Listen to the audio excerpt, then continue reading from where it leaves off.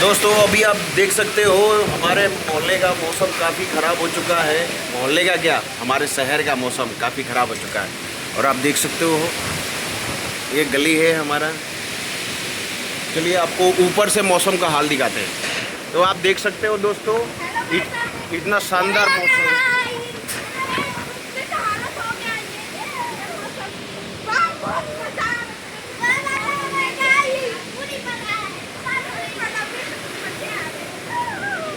मौसम आप देख सकते हो दोस्तों कितना ही सुंदर हुआ है। देखिए देखिए देखिए। चलो अंदर चलो अंदर चलो अंदर चलो अंदर चलो यार। बिजली बिजली चमक रही है, गिर सकती है। कले बिजली गिरी है यार एक वो सोन नदी में। दोस्तों अभी हम रखते हैं क्योंकि हम ऑन नहीं रख सकते हैं ज़्यादा देर तक, क्योंकि यहाँ पर खतरा है। Thank you so much.